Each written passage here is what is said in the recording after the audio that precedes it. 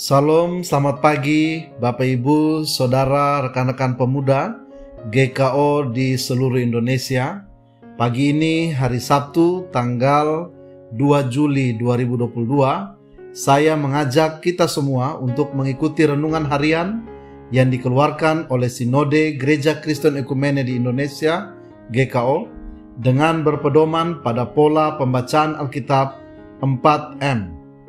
Bapak Ibu Saudara terkasih, untuk merenungkan firman Tuhan hari ini, saya Pendeta Rismas Cornelis bersama Bapak Diaken Marganda Kristianto Purba secara bergantian mengajak Anda untuk menerima, merenungkan, melakukan, dan membagikan firman Tuhan. Mari kita berdoa.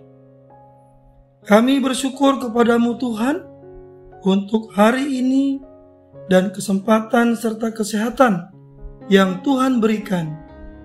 Pagi ini kami akan merenungkan firman-Mu. Tolong kami agar kami dapat memahami dan melakukan kehendak-Mu. Kami menjadikan hati kami sama seperti tanah yang baik, yang siap menerima benih firman Tuhan, agar berakar, bertumbuh dan berbuah, menghasilkan buah roh. Dalam nama Tuhan Yesus, firman yang hidup, kami berdoa. Amin. Pembacaan firman Tuhan hari ini terambil dari surat Galatia pasal 5 ayat 22 sampai 25 dengan judul Buah Roh. Galatia 5 ayat 22 sampai dengan 25. Tetapi buah roh ialah kasih, sukacita, damai sejahtera, kesabaran, kemurahan, kebaikan, kesetiaan, kelemah lembutan, penguasaan diri. Tidak ada hukum yang menentang hal-hal itu. Barang siapa menjadi milik Kristus Yesus, ia telah menyalibkan daging dengan segala hawa nafsu dan keinginannya. Jikalau kita hidup oleh roh, baiklah hidup kita juga dipimpin oleh roh. Amin.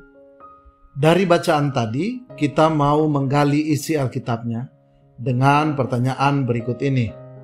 Sebutkanlah buah roh dalam bacaan kita. Dalam bacaan kita, ayat 22-23 tertulis, buah roh ialah kasih, sukacita, damai sejahtera, kesabaran, kemurahan, kebaikan, kesetiaan, kelemah lembutan, dan penguasaan diri. Mengapa Rasul Paulus menggunakan gambaran buah? Gambaran buah dalam Alkitab banyak disampaikan. Dalam Perjanjian Lama, Allah menggunakan gambaran buah untuk menyatakan tentang keadaan bangsa Israel. Allah menggambarkan bangsa Israel sama seperti kebun anggurnya, tertulis dalam Yesaya 27 ayat 2 dan 3. Pada waktu itu akan dikatakan, bernyanyilah tentang kebun anggur yang elok. Aku Tuhan penjaganya. Setiap saat aku menyiraminya, supaya jangan orang mengganggunya. Siang malam aku menjaganya.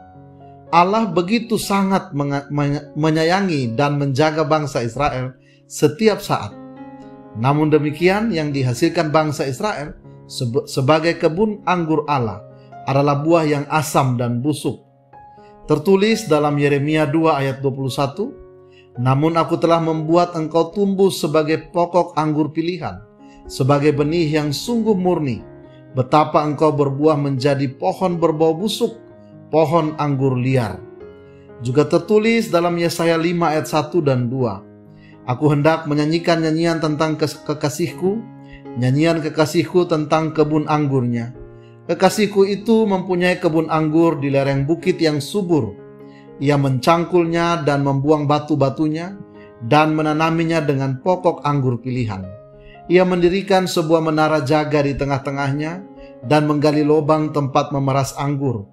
Lalu dinantinya supaya kebun itu menghasilkan buah anggur yang baik, tetapi yang dihasilkannya ialah buah anggur yang asam.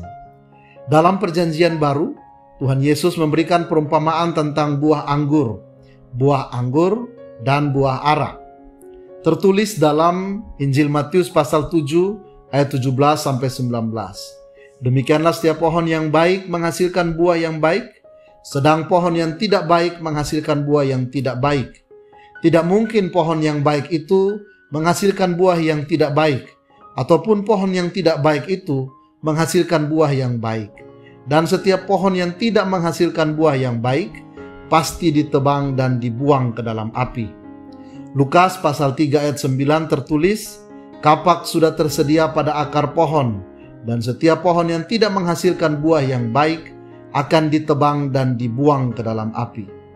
Dalam Injil Lukas pasal 13 ayat 6-9, Tuhan Yesus mengatakan perumpamaan tentang pohon ara yang tidak berbuah.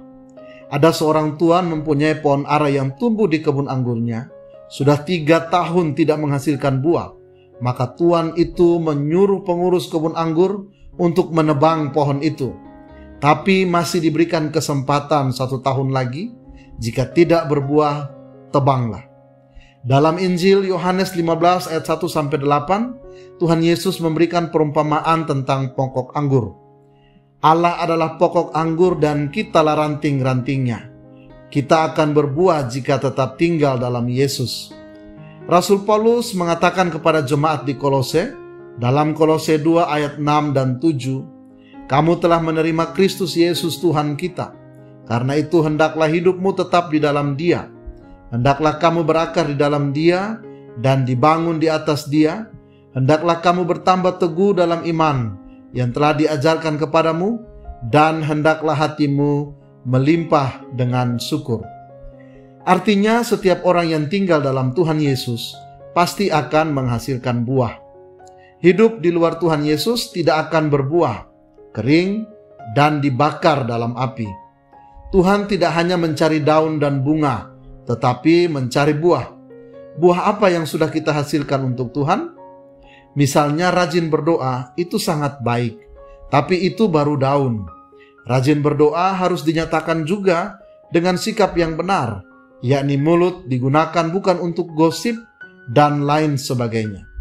Itu baru menghasilkan buah.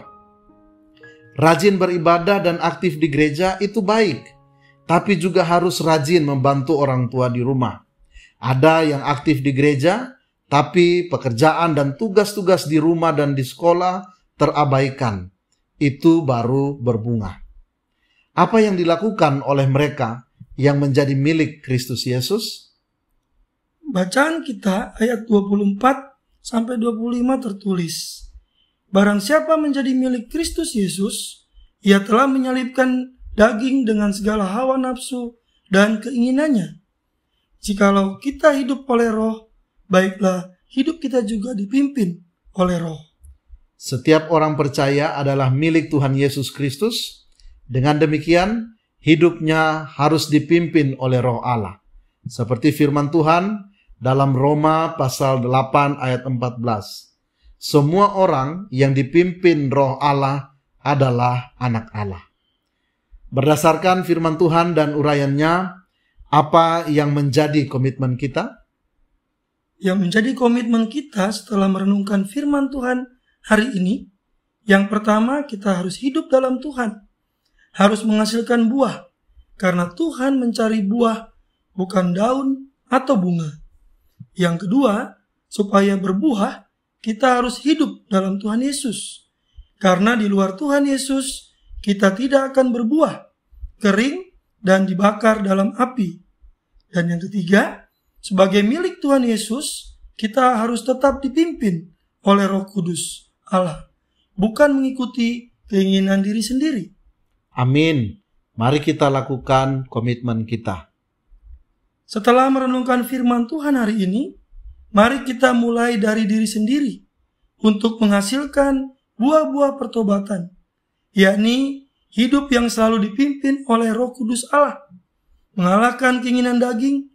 Dengan demikian menjadi kesaksian bagi orang di sekitar kita, dimulai dari rumah, tempat kita bekerja, gereja, dan dimanapun kita berada. Baik, mari kita tutup saat teduh kita dengan doa. Mari kita berdoa. Ya Allah, Bapa, Tuhan Yesus, dan Roh Kudus, ketiga yang esa, kami sungguh bersyukur untuk kesempatan pagi ini kami belajar dari firman-Mu.